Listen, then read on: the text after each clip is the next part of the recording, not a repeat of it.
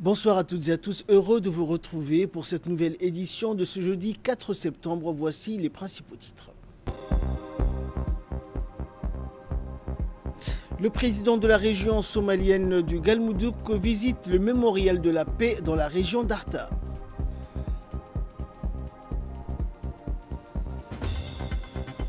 Et une cérémonie officielle de la célébration et de la commémoration du Mouloud an-Nabi s'est tenue au Palais du Peuple.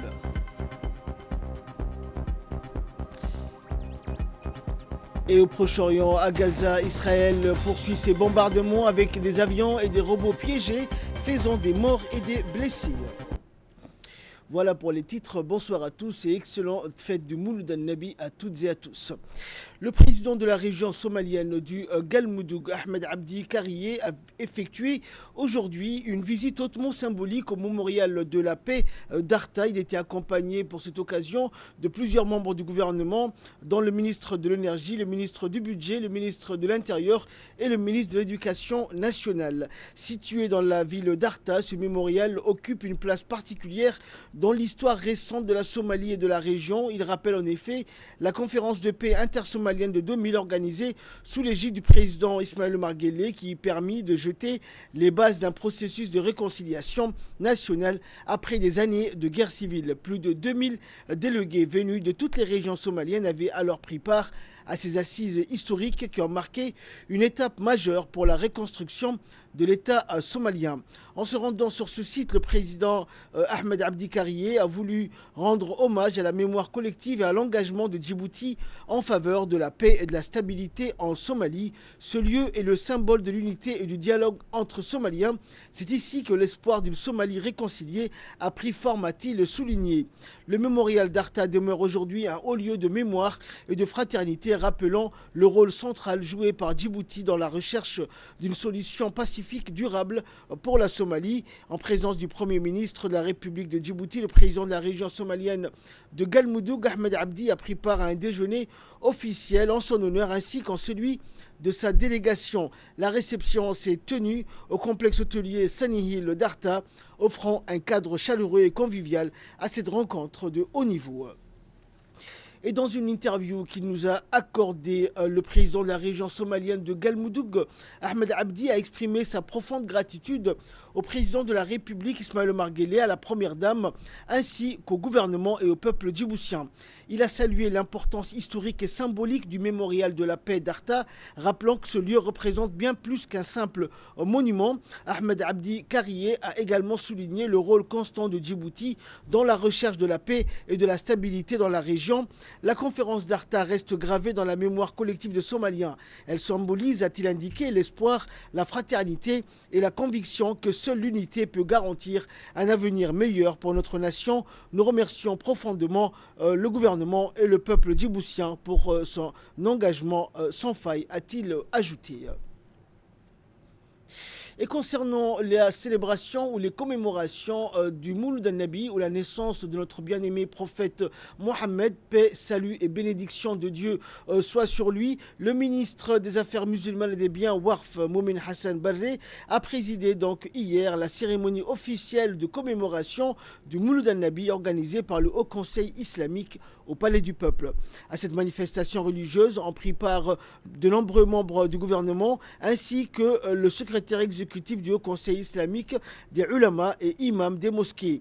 Rappelant que le Mouloud an-Nabi constitue une occasion de réflexion sur la vie noble de notre messager de Dieu, notre bien-aimé prophète Mohammed, paix, salut et bénédiction de Dieu soit sur lui, et sur les objectifs de sa mission élevée venue en miséricorde pour l'humanité tout entière. Au cours de cette cérémonie, les ulama et prêcheurs ont souligné que le véritable souvenir de la naissance de notre bien-aimé prophète consiste à s'inspirer de son exemple dans la parole et l'action, à diffuser le bien, la justice et la bienfaisance et à adopter ces nobles qualités, notamment la miséricorde envers les plus faibles d'entre nous.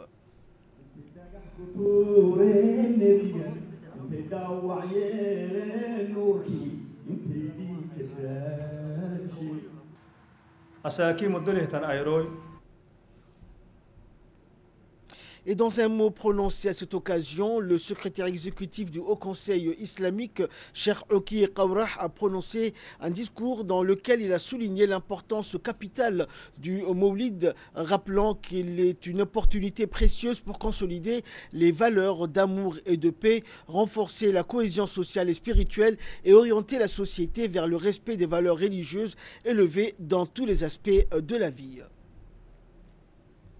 Et clôturant cette cérémonie, le ministre des Affaires musulmanes et des biens Waqf, Moumin Hassan Barré, a indiqué que la commémoration du Mouloud al-Nabi, ou la commémoration de la naissance de notre bien-aimé prophète Mohammed, paix, salut et bénédiction de Dieu soit sur lui, représente un phare guidant les cœurs et une occasion de s'inspirer des valeurs de miséricorde, de justice et de tolérance incarnées par notre bien-aimé prophète Mohammed, paix, salut et bénédiction de Dieu soit sur lui, adressant ses félicitations au président de la République et au peuple djiboutien à l'occasion de cette noble célébration.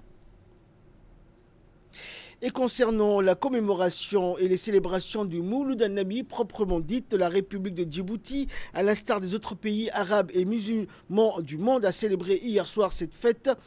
Et après la cérémonie officielle de le matin d'hier tenue au Palais du Peuple et organisée par le Haut Conseil islamique, les festivités de célébration du Mouloud al-Nabi ont eu lieu dans de nombreux sites de la capitale, notamment ici à Balbala, où le syndicat des travailleurs du port de Djibouti a organisé cette cérémonie.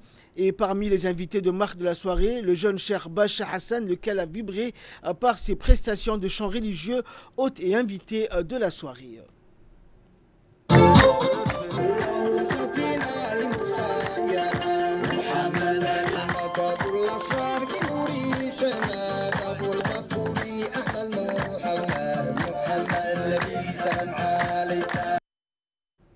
Célébration également cette fois-ci dans la commune de Boulaos, où plusieurs prêcheurs, imams et jeunes de la commune ont commémoré comme il se doit le Mouloud al-Nabi, ou la naissance de notre bien-aimé prophète Mohammed, paix, salut et bénédiction de Dieu soit sur lui. الوسيلة يا ربي خصو بالفضيلة اللهم صل وسلم وبارك عليك يا حبيب سلام عليك صلوات الله عليك أنت شمس أنت بدر أنت النور فوق النور مرحبا نبي مرحبا مرحبا فناظر شمس الزهرة في سماء جلالته خاتم رسول الجليل ما يخرج بجلال الله عليه وسلم أشهد أن لا إله إلا الله عليه وسلم اللهم صل وسلم وبارك وأنت محمود مقام المحمود ولا إله إلا الله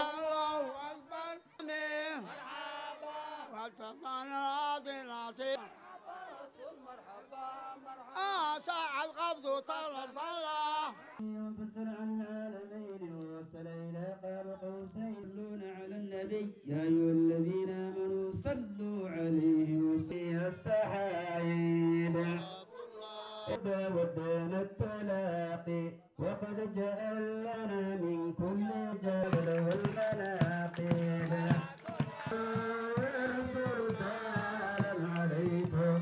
يا حبيب سلام عليك دون الرحيل ومثل العسرة مرحبا. Et après la capitale direction, les régions, ou à l'instar des autres régions, la ville de l'Unité, la ville de Dikil a célébré également la célébration du Mouloud al-Nabi, ou la naissance de notre bien-aimé prophète Mohammed, paix et salut et bénédiction de Dieu soit sur lui. Une occasion profonde de réfléchir aux vertus, au courage et au sacrifice, ainsi qu'aux nobles qualités du messager de l'islam qui a consacré sa vie à sauver la nation et à la guider des ténèbres vers la lumière par la volonté divine. بسم الله الرحمن الرحيم أول ما نزلت بلاد حديث ورتعان كان قدره عظيما ونسبه كريما وصراطه مستقيما قال في حقيم لم يزل سميعا عليما إن الله وملائكته يصلون على النبي يا أيها الذين آمنوا صلوا عليه وسلموا تسليما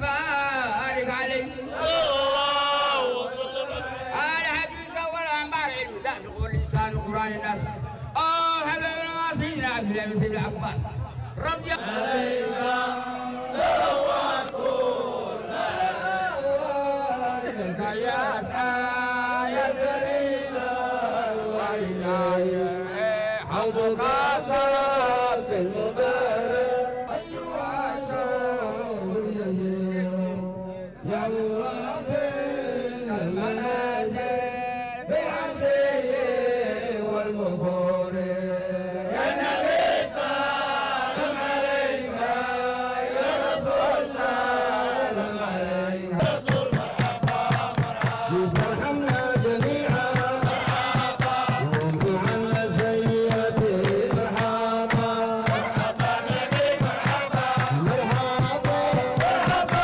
رسول مرحبا مرحبا أنت صدر المساوي مرحبا ومنير حضرتي مرحبا مرحبا نبي مرحبا. Et à Tadjoura, organisation et célébration du Mouloud al-Nabi également, en présence des prêcheurs, des autorités de la région, des imams des mosquées ainsi que des jeunes de la ville blanche. Une soirée donc qui s'est déroulée dans la sérénité et le calme pour commémorer la célébration de notre bien-aimé prophète Mohammed. Paix, salut et bénédiction de Dieu soit sur lui. Regardez.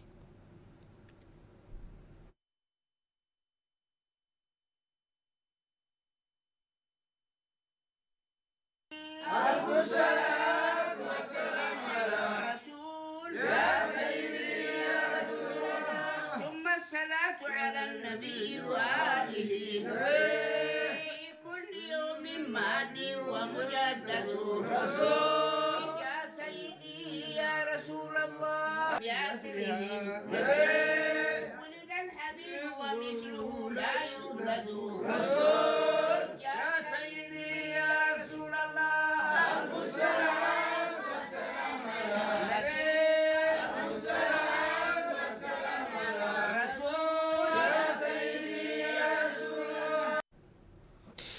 Et le ministère de la Femme et de la Famille, en collaboration avec Qatar Charity, a organisé hier au siège du centre Casaf une cérémonie de remise de matériel destiné aux femmes et aux jeunes filles. Cette initiative vise à offrir les meilleurs nécessaires et les moyens nécessaires pour développer les activités génératrices de revenus et ainsi renforcer leur autonomie économique.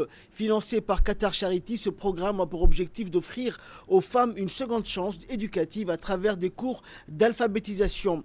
Il vise à renforcer également leurs compétences de base et à favoriser leur insertion socio-économique. À cette occasion, des kits ont été remis aux apprenantes, symbolisant un encouragement à poursuivre leur parcours éducatif et à investir dans leur avenir. Les dons fournis par Qatar Charity s'inscrivent dans le cadre de son engagement en faveur du développement communautaire et du soutien aux populations vulnérables. Au total, 150 familles djiboutiennes ont bénéficié de cette initiative qui illustre une fois de plus le rôle crucial de l'Union nationale des femmes djiboutiennes dans la lutte contre l'analphabétisme féminin et ce projet de distribution constituant une opportunité bénéfique pour les bénéficiaires leur permettant de démarrer une activité génératrice de revenus.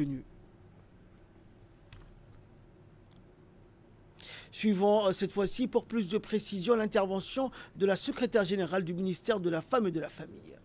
Le partenariat entre le ministère de la Femme et de la Famille et Qatar Charity est un partenariat qui date de quelques années déjà. Et on a bénéficié, Djibouti a bénéficié de nombreux matériels qui ont été distribués à l'hôtel Escale le mois de mars. Ce n'est pas la première fois que Qatar Charity se met auprès de nous, à côté de nous, pour faire participer à la population djiboutienne des matériels pour l'autonomisation de la femme. Et ceci est aujourd'hui un honneur pour nous d'être avec vous pour distribuer le nombre de matériel qui est destiné pour la distribution d'aujourd'hui. Donc ce matin, nous allons recevoir des stands de fruits et légumes que vous avez vus devant les portes. Des équipements agricoles seront distribués dans les régions d'Alta, Al-Sebih et Tadjoura. Des cheptels seront amenés dans la région de Dekhil L'ODD 5 a pour objectif principal d'atteindre l'égalité entre les hommes et les femmes et l'autonomisation de toutes les femmes et filles. Et dans le second volet de cette édition, nous allons nous intéresser aux rentrées scolaires, notamment des lycées généraux et techniques dans les régions de l'intérieur, comme ici dans la région de Dikil, où la rentrée des lycées professionnels et généraux s'est déroulée dans le calme et la sérénité. À cette occasion, les autorités de la région, accompagnées des responsables du ministère de l'Éducation nationale pour la région de Dikil et des officiers des différents corps constitués installés dans la région de Dikil, a effectué une tournée dans les différents établissements de la région qui ont effectué leur tournée dans les journées d'hier et d'aujourd'hui. Et c'est le sous-préfet Idriss Hussein Abbas qui était en tête de la délégation lors de cette tournée et qui a pu rencontrer les différents responsables des établissements de la région ainsi que les parents d'élèves et les élèves eux-mêmes.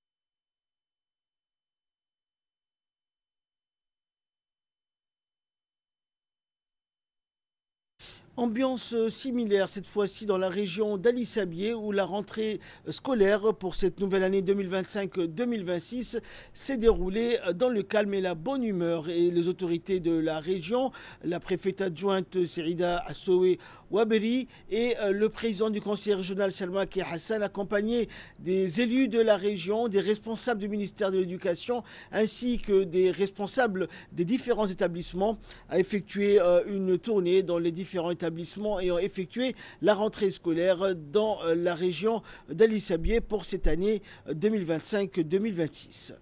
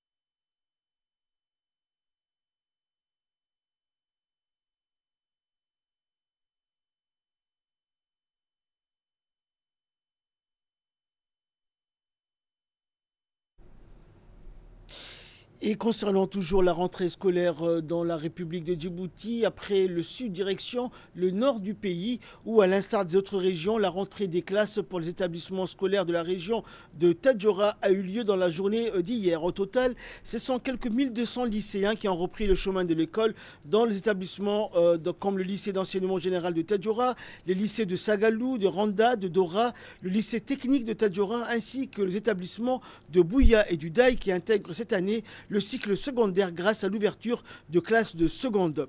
Tous les enseignants affectés dans ces établissements ont répondu présent à leur poste dès le premier jour. À cette occasion, le directeur régional de l'éducation à Tadjoura, l'inspecteur Ahmed Hamadou, a adressé ses remerciements et ses félicitations à l'ensemble des personnalités et institutions ayant contribué au bon déroulement de cette rentrée, en particulier à la préfecture et au conseil régional pour leur soutien.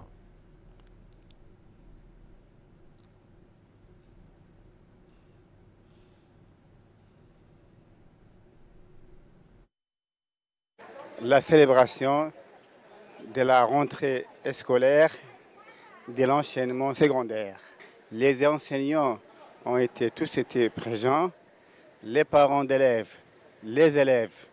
La rentrée scolaire est un moment important pour la communauté éducative, pour les élèves qui rejoignent leurs camarades, leurs enseignants.